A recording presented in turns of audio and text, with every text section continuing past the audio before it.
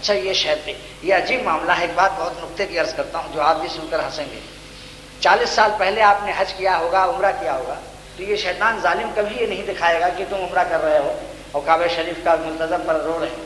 شیطان ہمیشہ 40 سال پہلے اگر کوئی گناہ ہوا ہوگا اس کو سامنے لائے گا, اس کا وسوسہ ڈالے گا. یہ عجیب, یعنی نیکیاں چاہے لاکھوں نیکیاں کرو, ان نیکیوں کو کبھی سامنے نہیں کرتا. اور اگر زندگی میں ایک گناہ بھی ہو جائے, حالانکہ لاکھوں اس نے نیکیاں بھی تو کی, لاکھوں نمازیں پڑھی, لاکھوں روزے رکھے, مان لو 10-20 حج بھی کیے, مگر شیطان وہ نیکیوں کو سامنے نہیں لاتا. جب چادر اوڑھ کے اکیلے میں لیٹو تو وہ پرانا کوئی گناہ پیش کرتا ہے. عجیب, دشمن بھی عجیب.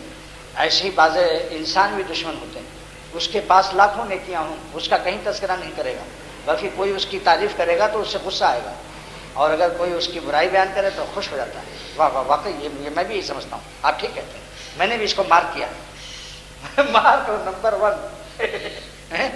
یہ مرض ہے انسان کے اندر, اگر اس کے اندر لاکھوں نیکیاں ہیں اس کی طرف توجہ نہیں کرتا. ایک عیب اگر اس میں کوئی بشری کمزوری آ گئی, اس کو بس وہیں بس اس کو پڑ رہے. تو صبر عن المعصیت میں معصیت 3 قسم کی, معصیت حالیہ, مستقبلہ اور ماضیہ, اس میں تینوں آ گئی. یعنی گناہ, پچھلے گناہوں کو بھی یاد کر کے مزہ نہ لو, یہ بھی صبر ہے.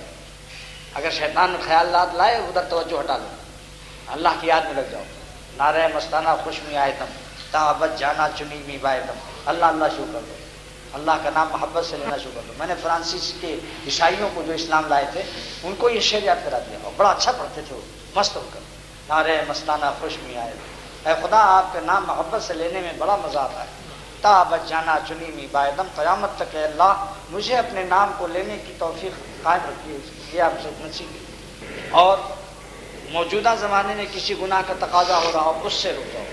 آئندہ کے لیے بھی ارادہ کرو کہ آئندہ بھی گناہ نہیں کرنا ہے, اپنے مالک کو ناراض نہیں کرنا ہے. زیادہ سے زیادہ تقاضائے کی شدت سے موت ہی تو آئے گی, اور یہ موت شہادت کی ہوگی, بجائے اس کی کہ تم خباثت کی موت مرو گناہوں میں, شہادت کی موت مر جاؤ. مان لو کسی شخص کو انتہائی شدید تقاضا ہوتا ہے گناہ کا, یہی تو ہوگا, ہارٹ فیل ہو جائے گا اس کے صبر سے, تو یہ موت کیسی ہوگی؟ ایسی موت ہوگی کہ لاکھوں حیات اس پر رش کرے گی. رش کے حیات موت ہے.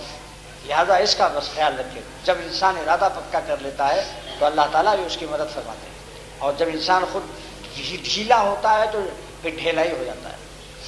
بس اس کا ارادہ کر لے کہ اپنے مالک کو ناراض نہیں کرنا ہے. اس میں اس کا انجام اچھا نہیں, ذرا دیر کی لذت, گناہوں کی ذرا دیر کی لذت, اور ہمیشہ کے لیے ذلت. اور لذت میں اور ذلت میں حروف 3 ہی ہیں, جو جتنے حروف لذت میں ہو اتنی حروف ذلت میں. اللہ کو ناراض کر کے جو لذت لیتا ہے وہ مخلوق میں بھی ذلیل ہو جاتا ہے, مخلوق میں بھی ذلیل ہو جاتا ہے. مثال کے طور پر ایک شخص سڑک سے گزر رہا ہے اور عورتیں لڑکیاں آ رہی ہیں, مان لو اسکول کی چھٹی ہو گئی, سب لڑکیاں ہی لڑکیاں چلی آ رہی ہیں. ایک شخص اپنا تسبیح پڑھتا ہوا سر جھکائے چلا جا رہا ہے نظر کو سامنے رکھتے ہوئے, اور ایک شخص ہے جو بار بار جھانک رہا ہے, ہر قدم پر ایک دفعہ دیکھتا ہے پھر آگے چلتا ہے, پھر ایک قدم بڑھتا ہے پھر دیکھتا ہے, نئی نئی ڈیزائن دیکھتا ہے. شاعر کہتا ہے, شاعر یہ شعر میں نے بچپن میں پڑھا تھا, بلوغ سے بھی قبل. عجیب ہے, شاعری کا ذوق بھی عجیب بلا کا تھا کہ اس وقت بھی شعر یاد ہو جاتا تھا جو بھی کاغذ پر دیکھا گیا. جب مرچا خریدتے تھے اماں کہتی مرچا لے آؤ, مرچا دینے کے بعد اس کاغذ میں دیکھتے تھے کوئی شعر تو نہیں ہے, کیونکہ کتابیں بیچ دیتے ہیں بعض, وہ اسی سے دھنیا اور ہلدی بیچتے ہیں بلیے لوگ. تو اس میں شعر یہ تھا کہ نت نیا روز مزہ چکھنے کا ہے لب کا ان کو, نت نیا روز, نت نیا نیا نیا, نت نیا مانے نئے نئے, نت نیا روز مزہ چکھنے کا ہے لب کا ان کو, لب کا مانے حرص لالچ, نت نیا روز مزہ چکھنے کا ہے لب کا ان کو. جھانکتے پھرتے ہیں در بدر, جھانکتے پھرتے ہیں انہیں آر نہیں, در بدر جھانکتے پھرتے ہیں انہیں آر نہیں.